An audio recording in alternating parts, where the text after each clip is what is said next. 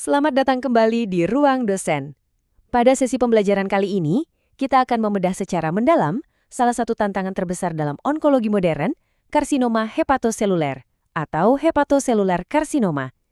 Sebagai keganasan primer hati yang paling sering dijumpai, kita tahu bahwa penyakit ini bukanlah sekedar pertumbuhan massa yang terjadi secara tiba-tiba. Tidak sama sekali. Ini adalah sebuah manifestasi dari proses multilangkah yang sangat kompleks, yang berakar kuat pada inflamasi kronis, cedera seluler persisten, dan regenerasi yang abnormal. Jadi, mari kita mulai penyelidikan ilmiah kita terhadap lanskap biomolekuler yang mendasari transformasi maligna ini. Silabus perkuliahan kita hari ini cukup padat dan terstruktur.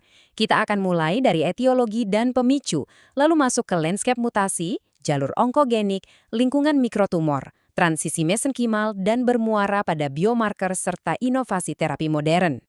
Oke, mari kita langsung masuk ke bab pertama, etiologi dan pemicu dari instabilitas seluler.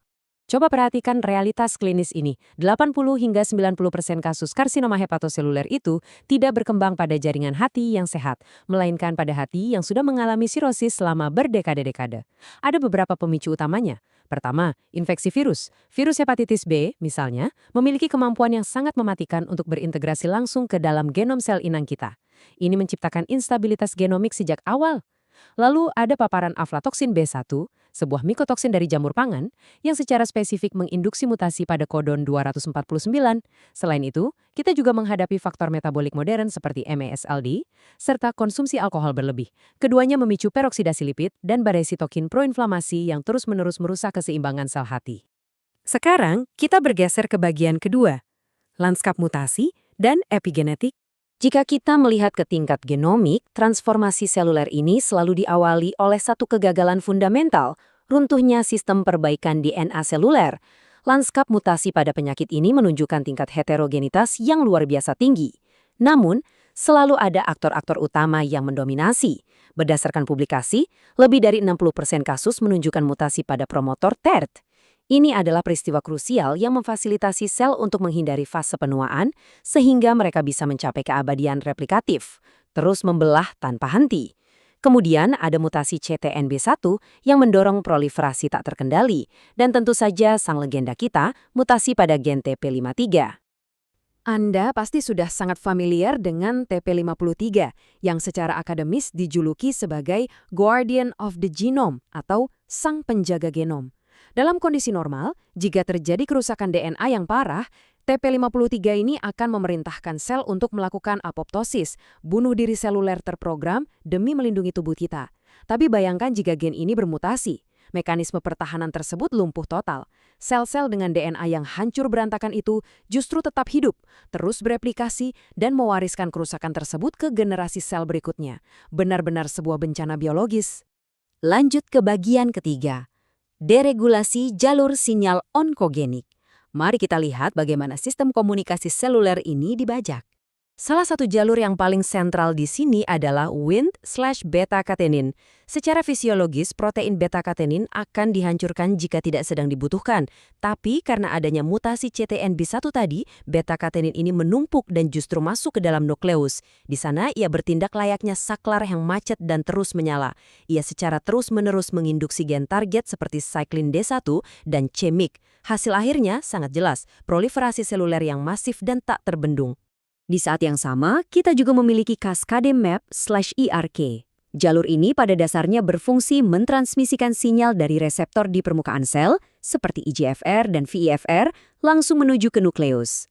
Nah, stimulasi berlebih pada reseptor-reseptor ini menciptakan efek domino, sebuah kaskade fosforilasi. Pesan yang sampai ke nukleus hanya satu, teruslah membelah dengan agresif dan segera bentuk pembuluh darah baru atau angiogenesis untuk memberi makan tumor yang sedang tumbuh tersebut. Kita masuk ke bagian keempat, manipulasi lingkungan mikrotumor. Kita harus ingat, hati bukanlah sekedar organ pasif.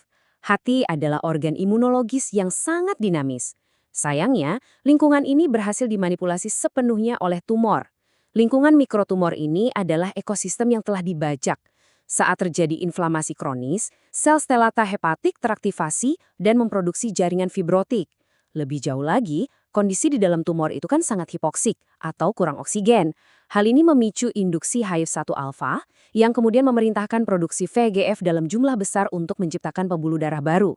Vaskularisasi yang abnormal dan berantakan inilah yang menghasilkan pola diagnostik klasik wash-in dan wash-out yang sering kita lihat di CT scan kontras pasien. Sangat khas, bukan? Dan bagian yang paling mengerikan dari ekosistem ini adalah kemampuannya menipu sistem imun kita. Sel-sel T sitotoksik yang tugasnya membunuh kanker justru dibuat menjadi exhausted atau kelelahan total. Ekosistem ini malah dipenuhi oleh agen-agen imunosupresif pendukung tumor. Ada sel Treg yang menghambat respons imun, ada MDSCs yang secara harfiah melumpuhkan sel T menggunakan spesies oksigen reaktif, dan jangan lupakan makrofag TAM berfenotipa M2. Alih-alih memangsa sel kanker, makrofag ini malah berbalik arah menjadi pelindung tumor dan memfasilitasi pembentukan pembuluh darah. Beranjak ke bagian kelima, transisi mesenkimal dan metabolisme seluler. Untuk bisa menyebar, sel tumor harus melakukan transisi epitelial mesenkimal atau EMT. Ini adalah fenomena biologi molekuler yang mematikan. Hepatosit, normal itu kaku, diikat kuat satu sama lain oleh jangkar bernama protein ekaderin. Tapi saat sel tumor mengalami EMT, mereka dengan sengaja membuang ekaderin tersebut dan menggantinya dengan enkaderin serta vimentin. Hilangnya daya rekat ini membebaskan sel, memberikan mereka mobilitas yang sangat tinggi yang merupakan syarat mutlak untuk berinvasi dan bermetastasis ke organ lain. Sembari bermigrasi, sel kanker merombak total mesin metabolismenya melalui efek Warburg.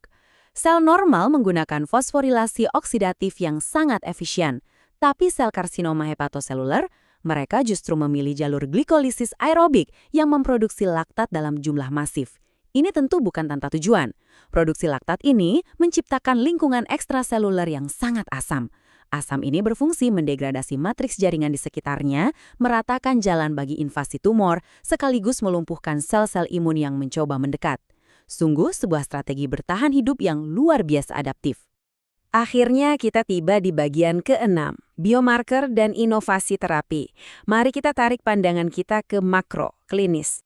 Jadi, bagaimana semua pengetahuan molekuler kompleks ini diterjemahkan ke ruang praktik klinis kita? Dari sisi diagnostik, kita mengenal biomarker klasik seperti alpha-fetoprotein atau AFP.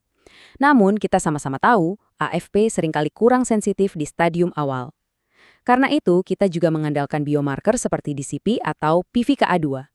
Biomarker ini sangat brilian karena ia merupakan indikator langsung dari terganggunya metabolisme vitamin K yang spesifik terjadi pada sel hati yang telah berubah menjadi ganas.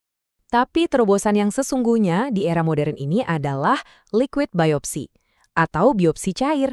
Daripada melakukan biopsi jaringan hati yang invasif dan penuh risiko perdarahan, kita sekarang bisa mendeteksi fragmen mutasi DNA tumor yang bersirkulasi langsung di dalam darah perifer pasien atau ctDNA. Teknologi ini adalah sebuah lompatan besar karena memungkinkan kita melacak evolusi genetik tumor secara real-time seiring dengan pengobatan yang sedang berjalan. Bicara soal pengobatan, paradigma lama yang mengandalkan kemoterapi konvensional seringkali berakhir mengecewakan karena tingginya resistensi tumor hati.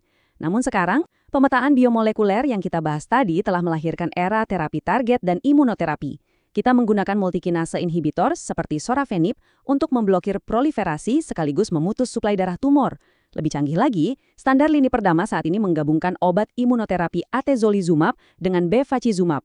Kombinasi ini menormalkan pembuluh darah tumor dan secara efektif melepaskan rem dari sel T kita. Kita membiarkan sistem imun pasien sendiri yang maju menghancurkan kanker tersebut. Sebagai kesimpulan dari materi hari ini, patofisiologi karsinoma hepatoseluler memang benar-benar sebuah simfoni kekacauan biologis. Ini adalah orkestrasi rumit dari mutasi genetik, pergeseran epigenetik, dan manipulasi sistem imun tingkat tinggi. Tetapi, dengan semakin detailnya peta molekuler yang kita miliki, kita tidak lagi meraba-raba dalam gelap. Pemahaman ini membuka jalan yang sangat lebar menuju precision medicine, pengobatan yang dipersonalisasi berdasarkan profil genetik unik dari tumor pasien. Masa depan onkologi sudah ada di depan mata kita. Nah, pertanyaannya kini adalah seberapa cepat kita mampu membawa tingkat presisi molekuler ini agar dapat diaplikasikan dan diakses oleh setiap pasien di ruang praktik kita sehari-hari. Saya harap pembedahan ilmiah kita pada sesi pembelajaran kali ini memberikan wawasan yang tajam dan bermanfaat bagi Anda semua. Mari bersama-sama kita dukung penyebaran ilmu pengetahuan. Jika Anda merasa senang dan mendapatkan manfaat dari video seperti ini, silakan subscribe channel ini, Ruang Dosen. Jangan lupa aktifkan lonceng untuk mendapatkan notifikasi bila ada materi terbaru, klik like, dan share video pembelajaran ini agar ilmu yang kita bahas hari ini dapat menjangkau lebih banyak akademisi dan praktisi lainnya. Terima kasih atas perhatian Anda, dan sampai jumpa di ruang kuliah biomolekuler berikutnya.